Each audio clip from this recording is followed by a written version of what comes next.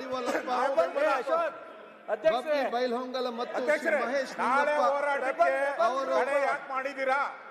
ನಾಳೆ ಹೋರಾಟಕ್ಕೆ ತಡೆ ಯಾಕೆ ಮಾಡಿದ್ದೀರಾ? ಮೊದಲ ಸಭಾಧ್ಯಕ್ಷರು ಅಜಾಮರ ಚಿಂತನೆಗಳನ್ನು ಮತ್ತು ಅಜ್ಞಾನ ತತ್ವಜ್ಞಾನವನ್ನು ಪ್ರತಿಬಿಂಬಿಸಿದ ಈ ಪವಿತ್ರ ವೇದಿಕೆಯು ಕೇವಲ ಶರಣ ಚಿಂತನೆ ಕೇಂದ್ರವಾಗಿರದೆ ಸಮಸ್ತ ಮನುಕುಲದ ಏಳಿಗೆಗೆ ಶಾಶ್ವತ ಆದರ್ಶ ನೀಡಿ ಮಾನವೀಯತೆ ಮತ್ತು ಸಮಾನತೆಯ ಮಹಾನ್ ಸಂದೇಶಗಳನ್ನು ಸಮಸ್ತ ವಿಶ್ವಕ್ಕೆ ಕೇಂದ್ರವಾಗಿತ್ತು. ಇದು ಸರ್ವ ಜಾತಿ ಧರ್ಮಗಳ ಶರಣಗಳನ್ನು ಸ್ವೀಕರಿಸಿದ ಪವಿತ್ರತೆ ತಾಣವಾಗಿದ್ದು ಅಕ್ಕ ಮಹಾದೇವಿ, ಮಾದರ ಚೆನ್ನಯ್ಯ, ಅಂಬಿಗರ ಚೌಡಯ್ಯ, ಸಿದ್ದ ಮಹೇಶ್ವರ, ಮಡಿವಾಳ ಮಾಚಿದೇವ, ದೋಹರ ಕಕ್ಕಯ್ಯ, ಕೇತಯ್ಯ, ಬಹುಮುಖಿ ಚೌಡಯ್ಯ, ಕೇತಲ ದೇವಿ ದುಗ್ಗಲೆ, ಕಾಲಪ್ಪ ಮೊದಲಾದ ಶರಣರ ದಿವ್ಯ ಚಿಂತನೆ ಜಗತ್ತಿಗೆ ಪರಿಚಯಿಸಿದ ಆ ಪುಣ್ಯ ಸ್ಥಳವಾಗಿದೆ.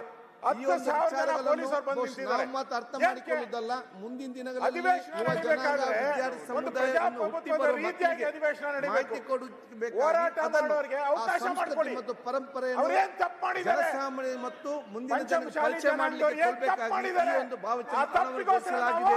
ಇದಕ್ಕೆ ಸಹಕಾರ ಕೊಟ್ಟಂತ ಮುಖ್ಯಮಂತ್ರಿಗಳಿಗೆ ನಿಮಗೆ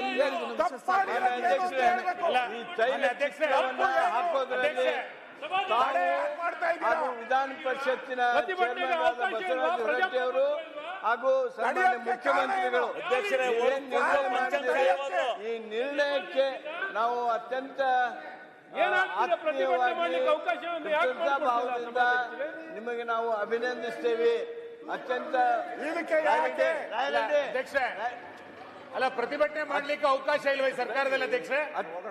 ವಾಹನಗಳನ್ನ ಬರ್ಲಿಕ್ಕೆ ಬಿಡಲ್ಲ ಜಿಲ್ಲಾಧಿಕಾರಿಗಳ ಆದೇಶ ಅಂತಂದ್ರೆ ಏನರ್ಥ? ಅತ್ಯಂತ ಗೌರವದಿಂದ ಅಲ್ಲ ಅಧ್ಯಕ್ಷ, ಇದಕ್ಕೇನೊಂದು ಹೋಮ್ ಮಿನಿಸ್ಟರ್ ಇಲ್ಲೇ ಇದ್ದಾರೆ, ಮುಖ್ಯಮಂತ್ರಿಗಳು ಇಲ್ಲೇ ಇದ್ದಾರೆ, ಸ್ಪಷ್ಟೀಕರಣ ಇಲ್ಲ ಪ್ರತಿಭಟನೆ ಮಾಡೋದಿಲ್ಲ ಅಂತ ಆದೇಶ ಇದೆಯಾ? ಏನ್ ಕ್ಲಿಯರ್ ಮಾಡಿ.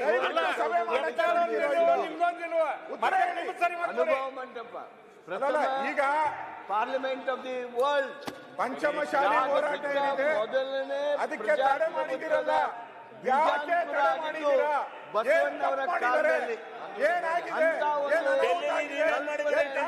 ಆ ಚಿತ್ರವನ್ನ ತಾವು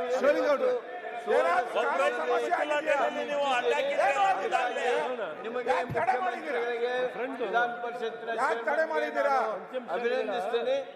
ನಾನು ಈ ಮಾತ್ರವಲ್ಲ, ಇತಿಹಾಸ ಆಗಿರೋದ್ರಿಂದ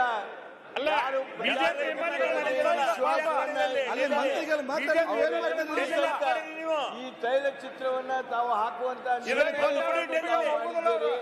ಅದಕ್ಕಾಗಿ ಮತ್ತೊಮ್ಮೆ ಈ ಸದನದ ಪರವಾಗಿಯೂ ಸಹಿತ ಅಭಿನಂದಿಸಿ ಈ ಬಸವಣ್ಣವರ ವಿಚಾರಗಳನ್ನ ಇಟ್ಕೊಂಡಿರ್ತಕ್ಕಂಥ ಪಂಚಮಶಾಲಿ ಸಮುದಾಯ ಅವರು ಹೋರಾಟ ಮಾಡ್ತಾ ಇದ್ದಾರೆ.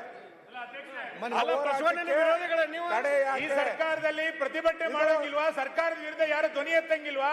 ಹಿಟ್ಲರ್ ಸರ್ಕಾರದ ವಿರುದ್ಧ ಯಾರು ಧ್ವನಿ ಎತ್ತಂಗಿಲ್ಲ ಅನ್ನುವಂತ ಪರಿಸ್ಥಿತಿ ನಿರ್ಮಾಣ ಆಯ್ತಾ?